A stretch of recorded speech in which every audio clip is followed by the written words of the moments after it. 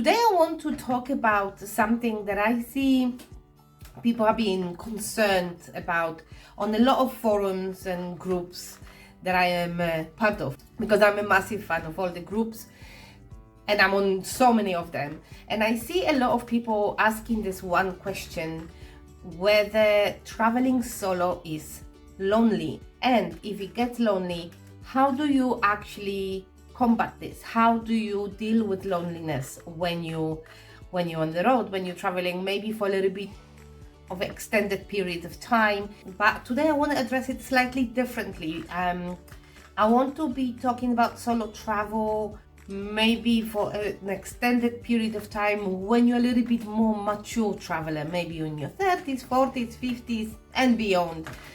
Because a lot of people think that this gap year or traveling or backpacking is more of a thing that young people do straight after uni, and just before they start their career, they just go on and travel for a year or 2 years.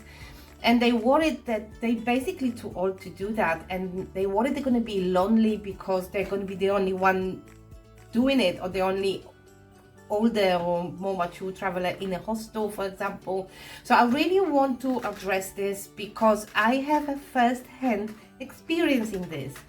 I have been traveling for a while. I've been traveling altogether for a little bit over 2 years by myself across Europe, Latin America and Southeast Asia. And when I did the first long-term travel, backpacking travel, I was actually 43. I was 43 when I quit my job to travel. So I think I can definitely help you with that, and I think I can give you some advice from my own perspective. What can you expect when you actually go traveling for longer? But maybe you just want to go travel for 1 week or 2 weeks and you want to go and do it by yourself, or maybe you have to do it by yourself because you can't find a companion and you're just worried that you're not going to be able to do it by yourself, that you'll be lonely, you will not know what to do, or you will feel lost. So I am here to help you. I am definitely going to give you all my best tips and advice and share with you my experience. Before we start, welcome again to my channel. My name is Pati, by the way, because I've realized I hardly ever introduced myself in these videos.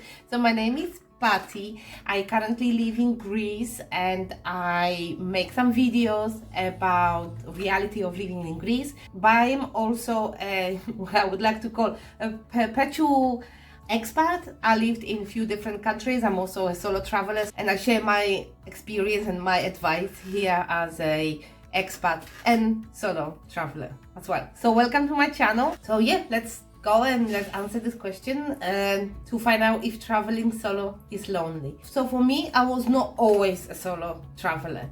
At the age where a lot of people actually do solo traveling, backpacking, I was an immigrant. So it's something that never really crossed my mind that I could do until I was probably 26, 27. I could not even afford a vacation.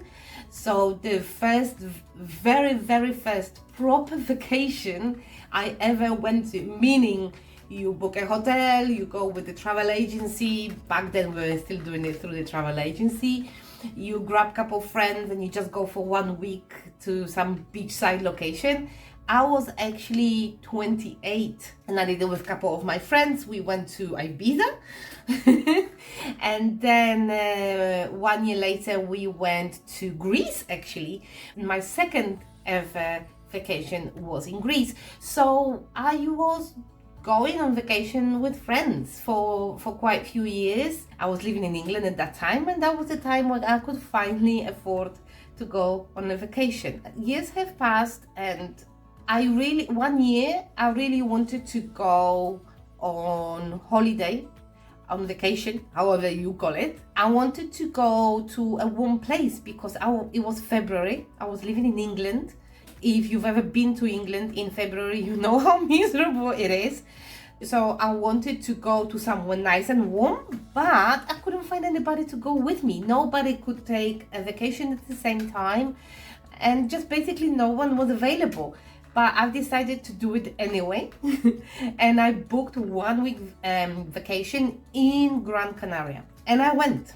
I was a completely different type of traveler back then. I probably wouldn't even call myself a traveler. That was probably like a fourth time I ever went on vacation. Not even solo, but like ever. And it was a disaster. I'll tell you that. It was a disaster because I went in not the best time of my life. And I learned the hard way that travel doesn't fix your problems. That traveling solo can even sometimes make them more visible. And so I felt lonely. But I think it's because I was there by myself with my own thoughts. Basically, while being there by myself, I faced everything that was happening in my life at that time, which made me very miserable. I remember I cried a lot during that time. I've also had a really good time, but I remember I didn't feel very good. So when I came back, first I said to myself, I'm never going to do this again. But then I realized, after I thought about it, I realized that maybe it's not the solo travel itself. Maybe it was just me at the time. So the following year, because I don't give up easily, I never give up straight away. So the following year, I've decided to try once again. And I went, oh, actually, no, I lied to you. The first time I went was the Lanzarote. The second time, the following year, I decided to go again and I went to Gran Canaria. So because I've decided to make it like a tradition that every year in February, I go for like little vacation in the sun. So this time I went to Gran Canaria, but I remembered that I had a hard time the very first time. So this time I booked 5 days. 4 nights, I think. I was like, okay, if it's bad again, then it's gonna be only 4 nights, and then I come back and I'll literally never do it again. Funny enough, I had an amazing time. I just spent days on the beach and I was walking around the town. I really liked the town that I stayed in. And that was the time when I already started doing a little bit of salsa. So I found a nice salsa club to which I went all by myself as well. I would eat my breakfast and my dinner on the beach somewhere in a cafe. I would speak to the waiters. Actually, it was really, really nice time. And I started regretting that I booked only 4 nights and I'm only there for 5 days. So I came back from this Gran Canaria trip and I was thinking, well, that is not so bad traveling all by yourself. And I decided I'm going to do this every year. And then life happened and then I moved to city and then I made some friends as well through my salsa events. And then for the next few years I was actually going away with friends, and then I went with my boyfriend at that time. So for a few years I was actually not traveling all by myself, but I knew I can do it. I think my very, very first advice here is, if you're not sure if you can do it, if you're not sure if you're made for this, just take it slowly and go to a nice, easy place. Maybe just go for a weekend trip. Just don't jump into long-term travel straight away, especially if you have some things going on in your life, because trust me, the travel will not fix anything. Wherever you go, you take your demons with you, always. Whether you move to another country, or you're going on holiday or vacation, or you're going traveling for 6 months, everything that is in here, it will always go with you and it will surface sooner or later. So don't treat this as a way of running away from your problems. But if you really want to travel and you want to give solo travel a go, then start slowly. Do small steps. Go for a weekend, city weekend, or go somewhere nice and warm so you can spend days by the beach and see how it feels. So I didn't travel alone for quite a few years after that, but everything changed when I decided to start my travel blog. I was living already in Malta at that time, and I started traveling again a little bit by myself. I would go to Italy by myself because it was really close and really cheap to go to Italy from Malta. And I decided to start my travel blog. So I decided that I'm gonna start traveling. I was planning my gap year at that time, but that was 2019 and the gap year didn't happen. Came 2021 and I've decided to quit my job and go traveling. When I remember myself now, who I was as a traveler back then and who I am as a traveler right now, it's a completely different person in many ways. Starting from the simple things like what I'm packing and how big of a bag I'm taking with me, what are my priorities. The very first time I packed my bag was ridiculous because I was still tourist. In my mind, I was still a tourist. You know, when you go on 1 week vacation and you take this massive suitcase and you have an outfit for every single day and you have an outfit just in case you go out. I would go for 1 week to Portugal and I would have this massive suitcase and I would not wear half of these things. So I had this tourist mindset for very, very long time. This dramatically changed in the following 3 years because my priorities changed. I realized that I want comfort and that I don't really need that many things. But also I've changed as a person. I learned a lot about myself and I've learned a lot about who I am as a person. And it's not that I maybe changed so much, it's just I've acquired so much knowledge and I've learned so much about who I am and what is really, really important for me. So the reason why I'm saying this is because I really want to encourage you to go and do this. And this kind of experience is not reserved only for those that are 18, 20 or 22 or 25. You can still go and travel solo in your 30s, 40s, 50s, 60s, whenever, and you can still learn so much about yourself and about the world.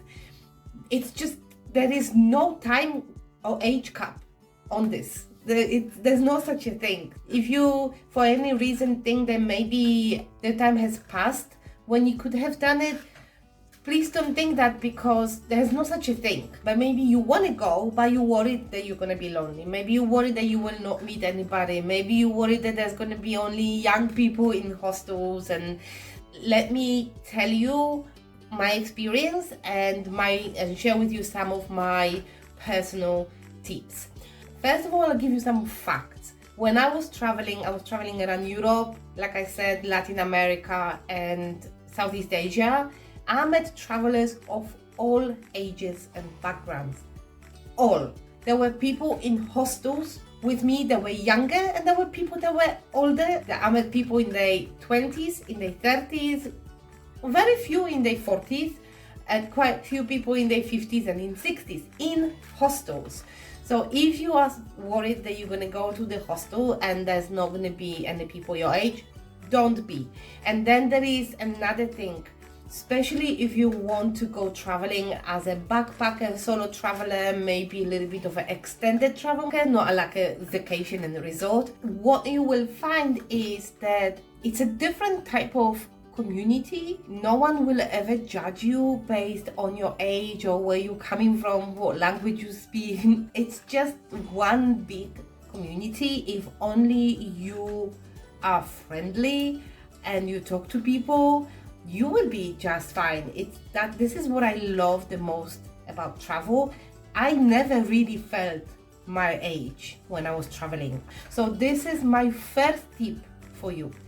Stay in a hostel. I know that for many people it sounds like this is really for young people. It's not. Yes, I would say 80% of people staying in hostels, they're quite young. But you will find people your age. You will find people nearer your age, and you will find people that are older. I met so many travelers of different ages in all different countries. And I know maybe hostel doesn't sound very appealing at first, but I love hostels. You have a communal areas, you have the kitchen, you have the living room, very often you have a wonderful gardens with hammocks or whatnot, and you meet people in these places. And maybe you're not very keen on climbing a top bank. Trust me, I hate top banks. I'll give you a little bit of a tip here. It doesn't always work, but I would say it works 90% of the time. Once you've chosen your hostel, send them a message a few days before your arrival and ask if they can reserve a bottom bank for you. More often than not, then they actually can. And most of the time I wasn't even given any reason for it. I would just kindly ask if they could reserve it. If this is the type of hostel that they do that, they will. Some hostels just don't do it, and then you just need to arrive quite early to be sure that you secure the bottom bunk. But sometimes it doesn't happen. Sometimes you do get the top bunk. So what I was doing, I would research the hostel quite well. I would check on the photos what type of bunk beds they had. I wanted some that are quite secure, not just those flimsy ones that feel like they're gonna fall in a moment. I wanted some that had like the side railing, so I wasn't scared when I was sleeping that I'm just gonna fall off, and those that maybe look like they're quite comfortable to get on top. And towards my last travel, because I've had 2 sets of travel, I had one in 2021 and I had one now in 2023 as well. Towards the end of it, I actually got quite a few top bunks and I started liking them. So, you know, everything is just a matter of practice.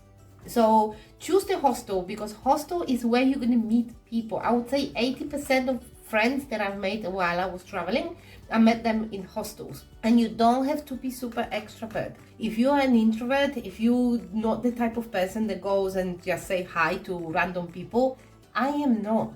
I sometimes think that this travel made me realize that maybe deep inside I am actually an introvert that learned how to be an extrovert. So I don't just go to random people and say hi, how are you, and introduce myself. It doesn't feel natural to me. But what I do, I am in places where those people are, because my other tip is there's always someone that is extrovert. There's always going to be someone that goes to people and speak to people, and maybe they keep introducing people to each other. There's always this one person somewhere there. You want to be around them at the right time and at the right moment, because this is what happened to me most of the time. I was just at the right time, the right moment, and someone was just sitting next to me and they start talking to me and I start talking to them too, and then there's more people around, and this is what happens. And another great place in a hostel to meet people is kitchen. If the hostel has a communal kitchen, you just go and cook your breakfast or cook your dinner or whatever. There's always going to be someone around. There's always going to be someone around saying like, this is nice, what you're cooking. It's normal. If you really don't want to stay in the hostel, if this is something that you definitely don't want to do, you can choose a bed and breakfast, or the type of Airbnb which is more like a family run hotel. There's quite a lot of them, and a lot of those places they would also have a communal area and communal kitchen. This is what happened to me when I was in Mostar in Bosnia and Herzegovina. I stayed in this Airbnb. I normally don't book Airbnb. I'm not very big fan of Airbnb. It was a last minute thing and I could not find anything on booking, so I found it on Airbnb. And it was like a family run hotel, really, but they also had a communal kitchen. And although we all had our own private rooms, I had my own private room as well, I met so many people in the kitchen, and I met a guy in the kitchen with whom I then went on a day trip the next day. We shared a taxi ride because it was much cheaper this way, because we actually had to take a taxi somewhere. So, and then I met another guy and we went on a festival, like a local festival together. They were all really young. The girl was in her 20s, the guy was in his 30s, I think. And it was fine, there was no issue. So go to places where it's more likely that you will meet people. So hostels or bed and breakfasts, Airbnbs or family run hotels where there is communal area. And you can read this in the reviews of the hotel, or basically in the description of the hotel. This is where you meet people, and just be there. Just don't lock yourself in your room or don't lock yourself in a dorm bed. Just be around people, because trust me, in these places, majority of travelers are solo travelers. Everybody want to meet someone. Everybody want to talk to someone. There are some people that travel and they just main purpose is to meet people. So you just want to be around. And another great tip that I forgot to mention earlier is definitely go on one of the forums or groups, like a Facebook groups dedicated to the area that you're traveling to, especially those for travelers, for backpackers, or depending on maybe what type of traveler you are. If maybe you are a solo female traveler, then there's a lot of groups dedicated to solo female travelers as well. There's a lot of groups dedicated to the whole areas like Southeast Asia or Latin America. Definitely do that, because I have actually met people through a couple of those groups. So definitely do that. It's a great way to meet other travelers as well. Another great tip here would be to take part in activities. In a lot of places that we travel to, there are tours, group tours, experiences, many great things that you can do in the place. Cooking classes are great way to meet other travelers. I find free walking tours. Almost every bigger city have a free walking tour available. Some even have more fun things like biking tours or Segway tours or things like that. Or like I said, cooking classes, painting classes, pottery classes, anything that is typical for the place. Just take part in these kind of experiences. The solo travelers tend to do things that are a little bit cheaper, maybe. They a little bit more fun. If you are somewhere by the beach or like some exotic islands or something, you can go on a boat tour, you can go on a party boat tour. It's not something that I do because this is definitely very young scene, but you can try that. Or you can go snorkeling tour. Snorkeling tours are really great for meeting other people as well. But like I said, walking tours, free walking tours, biking tours, and cooking classes are probably the best experiences you can take part in, or whatever is typical for the place that you are traveling to. There is no guarantee, there is never a guarantee. Sometimes you meet people, sometimes you don't meet people, and sometimes you go to a hostel and it's not very social and you don't meet anybody. This happens sometimes, but then enjoy, because what I like about solo travel the most is this freedom of being alone when you want to be alone and being surrounded by people when you want to be surrounded by people. When you travel on your own, you can do whatever you want. You want to go experience things, you go experience things. You don't feel that good, you feel lazy, you want to stay in bed all day, you stay in bed all day.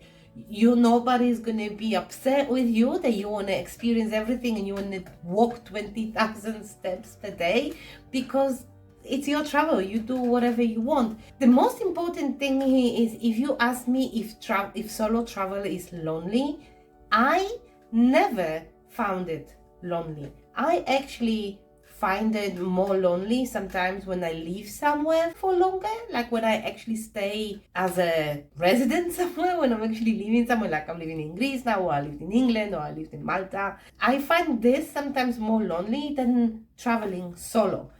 Because when you're traveling solo, you're always surrounded by people. Unless you intentionally lock yourself in a hotel room and you just stay there and don't do anything, you're literally always surrounded by people, because you're going to be traveling to places where other travelers go to. You're choosing places where there is a tourist infrastructure and people are used to travelers and tourists. They will more likely talk to you and strike a conversation. Like going to the restaurant. I go to the restaurant all the time when I travel solo, and a lot of people are worried about like, oh, how am I going to go and eat, and how am I going to go to the restaurant all by myself? If you go by yourself, you're more likely to meet locals comparing to if you went with other people. Because if you went with other people in a group, nobody's really gonna bother you when you're in a group.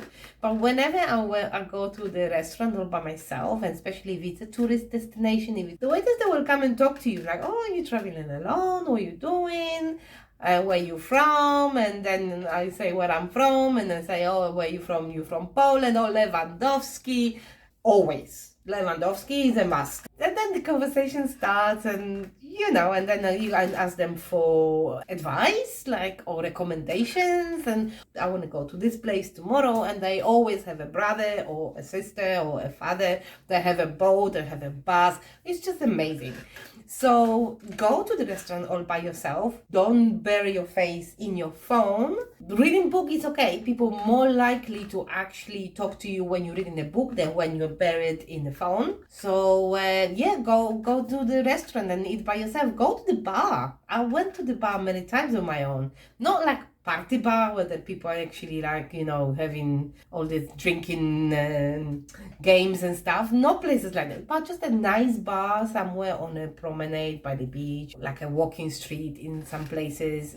I would just go there with a book or a glass of wine and people watch. I hardly ever meet anybody this way because nobody really comes to me when I sit in a bar. And to be honest, this is probably one circumstance when I wouldn't really want to meet anybody, like in a bar. But I know that it can happen, and also you are surrounded by people. You're not sitting in a hotel by yourself eating takeaway. So definitely get out and be surrounded by people.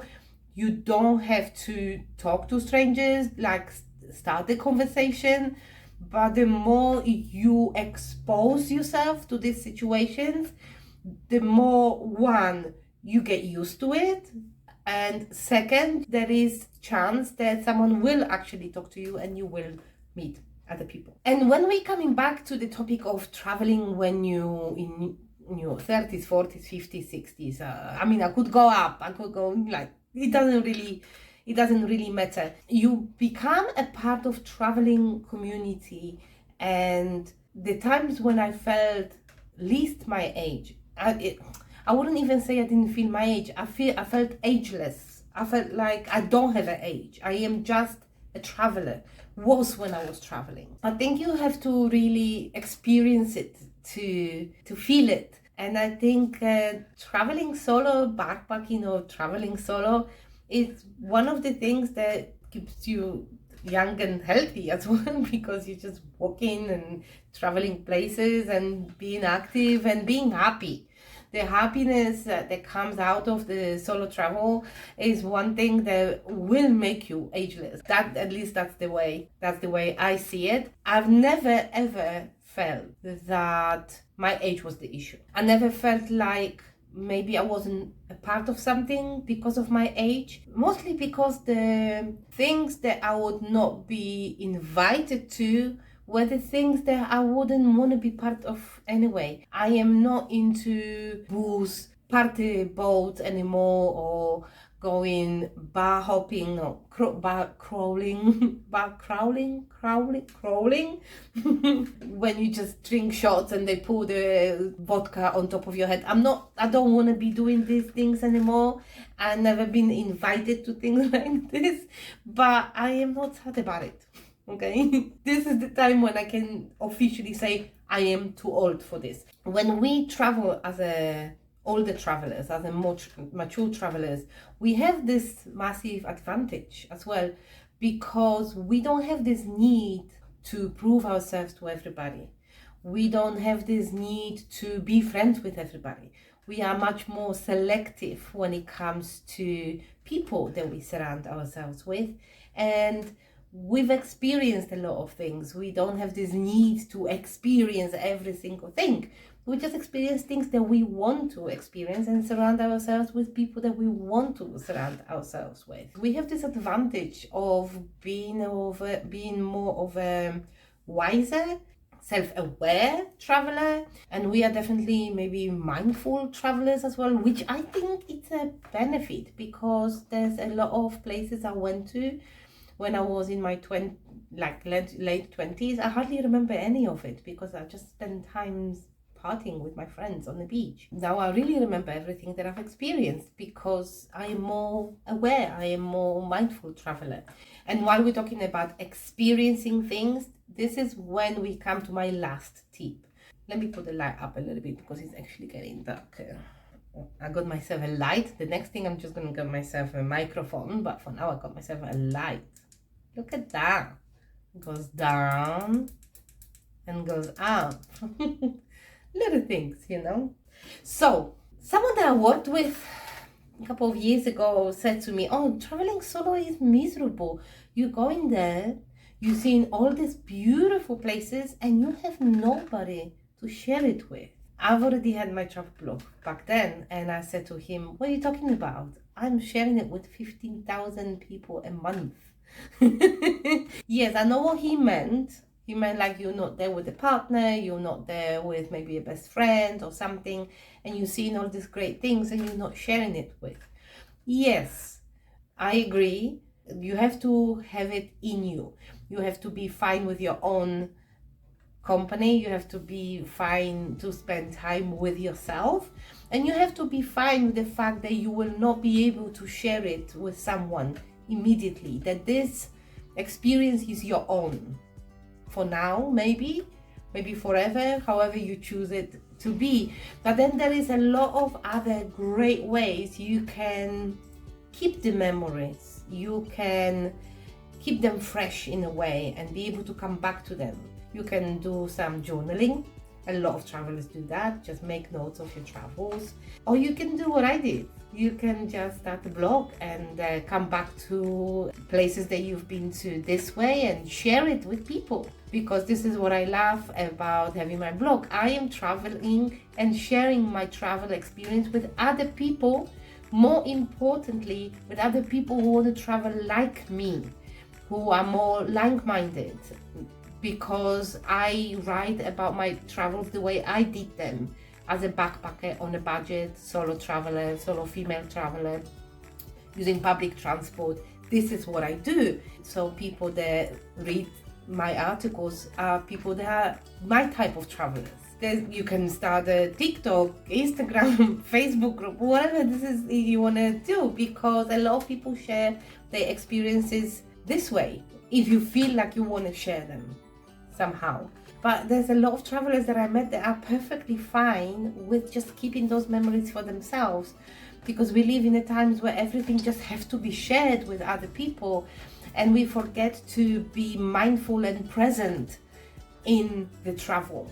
So I think traveling solo as well allows you to be more present, much more mindful of you as a traveler and the world around you. So that's it, my friends. I really hope you enjoyed this video, and I hope you found it helpful. Please subscribe if you found it useful and if you would like to see more of my content. If you find this video useful, please also give me a thumbs up. It definitely helps me as a small YouTuber. And yeah, happy traveling, and I hope you go on that trip very soon. And me and you, I will see you in the next one. You take care. Bye bye.